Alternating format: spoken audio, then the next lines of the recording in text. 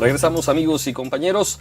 Nos quedamos con la pregunta en el aire. La medida de Enrique Peña Nieto, de nuestro presidente, de decir que no se aumentarán nuevos impuestos durante lo que resta de la administración, ¿a qué obedece, Ever?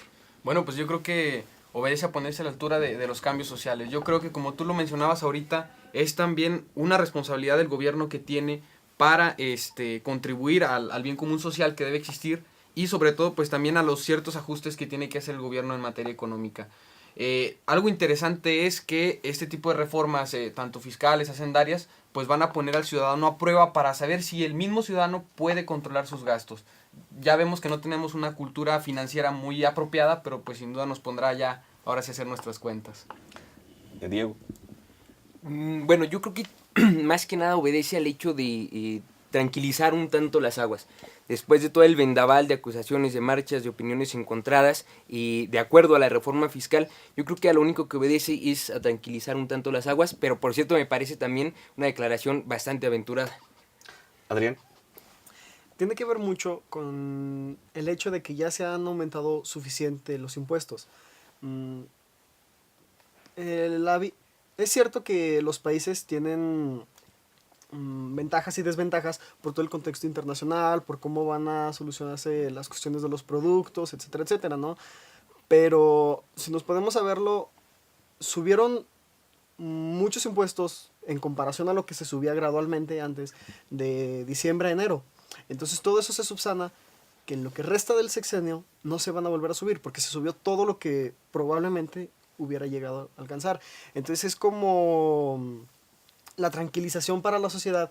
¿Sabes qué? Este es el tope máximo que tenemos. O sea, sí te lo subimos, sí vas a gastar un poco más, pero hasta aquí. Y ya de ahí vamos a empezar a crecer. No, y el tema, por ejemplo, ha vinculado, Ever, anunció también la Secretaría de Hacienda ya también hace algunas semanas, hace algunos meses, que se terminan los gasolinazos a partir del año 2015. En el 2015 ya no habrá ese aumento gradual en el impuesto de gasolina que viene desde la cuestión de Felipe Calderón, aprobado por el Congreso de la Unión. Entonces, ¿esto da certeza a la inversión, da certeza al ciudadano?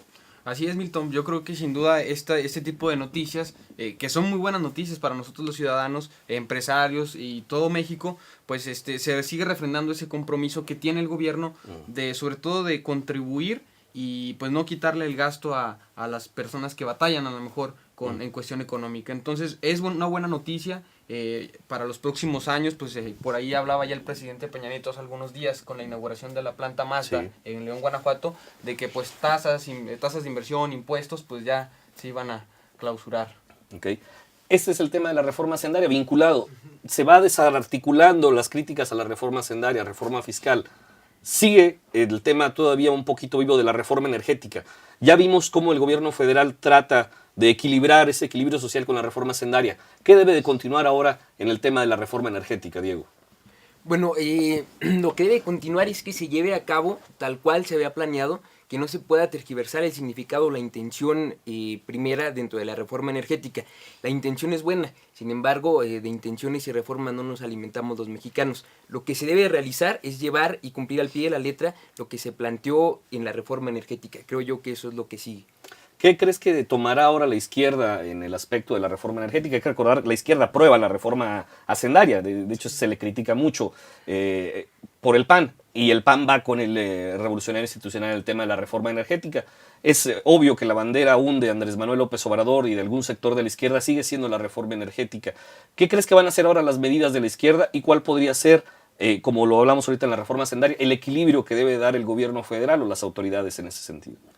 La medida de la izquierda muy probablemente sea la creación masiva de sindicatos, porque se van a abrir muchísimas empresas, incluso van a venir empresas transnacionales aquí a México a buscar oportunidad, ¿no?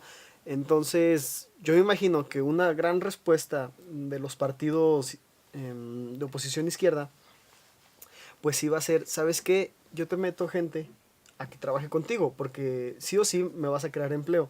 Pero yo voy a meter ahí gente grilla, voy a meter gente que cree sindicatos y que te esté presionando continuamente con ese tema.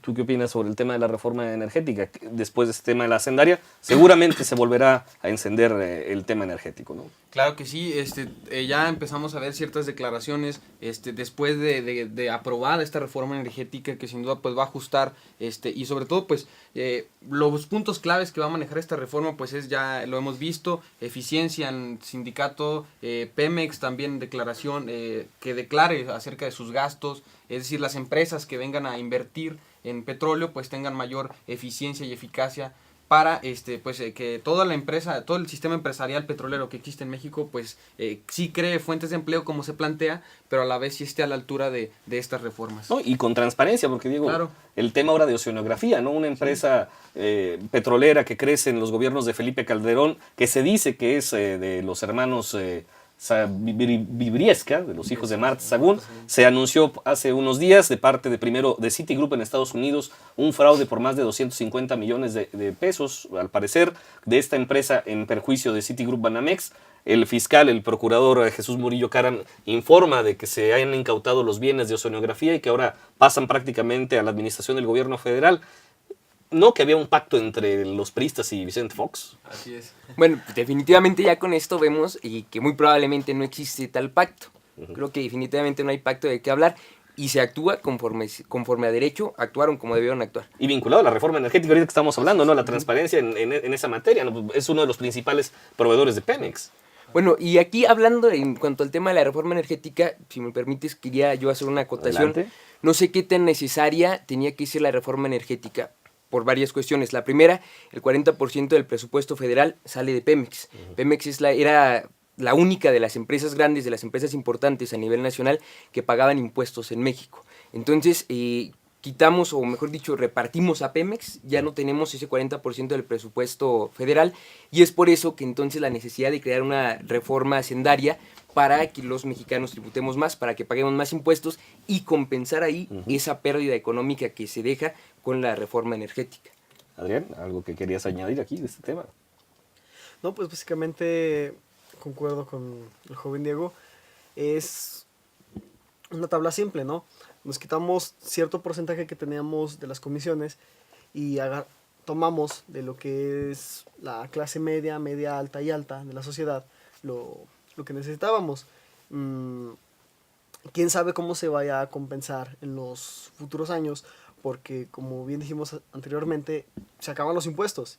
Y todo eso que se ha estado perdiendo de Pemex, las contribuciones que tenía, porque incluso ayudaba mucho en la educación, lo que era Pemex, pues de algún lado va a tener que solventarse, ¿no? Sí, no, el gran problema de Pemex, que nos explicaban ahí nuestros compañeros de Fundación Colosio, para cerrar este tema, es que Pemex, aún a pesar de que se le estaba invirtiendo año con año una gran cantidad de dinero y de recursos, año con año iba produciendo cada vez menos cantidad de barriles de petróleo, lo que iba generando un déficit, ¿no?